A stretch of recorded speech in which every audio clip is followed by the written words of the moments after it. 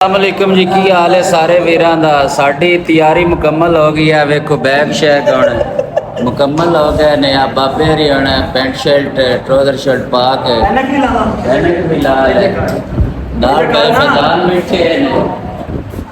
हुण असीं इत्थों रवाना होण लगे हैं। कारी साहब तू दुआ खैर करो कि अल्लाह साहब कुछ भी नहीं तोड़ चाड़ सी इंशाअल्लाह जी, तोड़ चाड़ सी। आ बैग शैग सारे बाहर गड्डियां तैयार ने बिल्कुल। उठो जी बाबा जी, इधर इधर करो एक बारी। इधर इधर जी जान ਤੁਹਾਡੀ तबीयत ठीक है? दादा जी साथ तो आगे थोड़ा ਤੁਸੀਂ ਹੁਣ ਨੀਲਮ ਅੱਪੜ ਜਾਓ ਤੇ ਤੁਸੀਂ ਆਪਦਾ ਪਾ ਦਿਓ ਫਿਰ मेरे टोनी के काटे साग दा नजर आ रहे हैं तो साग बाटा पे ਬਾਟਾ ਪਿਆ ये जनाब सन ब्लॉक भी ले लिया है ते जिस गाना तो दे काम है। ਓਏ ਚਲੋ ਯਾਰ ਬੈਗ ਸ਼ੈਗ ਗੱਡੀ ਤਿਆਰ ਕਰੋ, ਕਿੱਕਾ ਮਾਰੋ।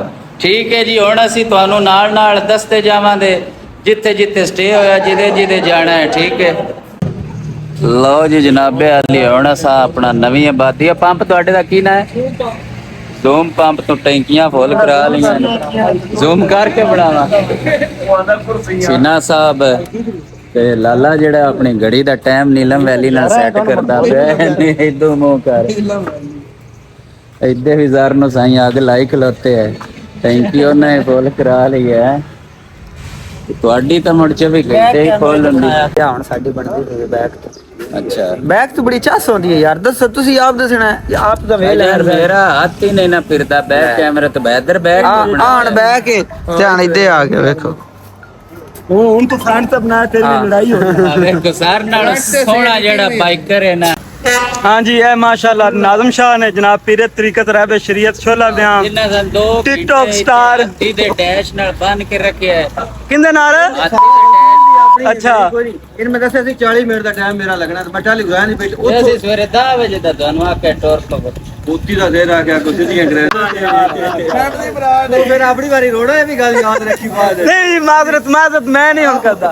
हाँ जी हुन नहीं, बस ठीक है जी। हुन ਅਸੀਂ ਨਿਕਲਣ ਲੱਗੇ ਇੱਥੇ ਬਣੀ ਕਿ ਤੋਂ ਅੱਗੇ ਤੇ ਇਨਸ਼ਾਅੱਲਾ ਫਿਰ ਹੁਣ ਅਗਲੀ ਮੰਜ਼ਿਲ ਤੇ ਗਏ ਨਾ। ਜਿੱਥੇ ਜਿੱਥੇ ਗਿਆ ਸਰਕਾਰ ਤੁਹਾਨੂੰ ਸਾਰਾ ਇੱਕ ਇੱਕ ਮਿੰਟ ਦੀ ਜਨਾਬ ਖਬਰ ਦਿਆਂਗੇ ਤੇ ਸਾਰੇ ਭਾਈ ਫੇਸਬੁੱਕ YouTube ਵਾਲੇ ਸਾਨੂੰ ਕਮੈਂਟ ਕਰਕੇ ਦੱਸਣਾ। ਅਗਰ ਕੋਈ ਸਾਡੇ ਕੋਲ ਜਗ੍ਹਾ ਮਿਸ ਹੋ ਜਾਏ ਤੁਸੀਂ ਦੱਸਣਾ ਵੀ ਕਿੱਥੇ ਕਿੱਥੇ ਜਾਣਾ ਹੈ। हाँ जी ओके ਇਨਸ਼ਾਅੱਲਾ ਤੁਹਾਨੂੰ ਅਗਲੀ ਜਾ ਕੇ ਲੋਕੇਸ਼ਨ ਤੇ ਮਿਲਨੇ। अल्लाह हाफिज़।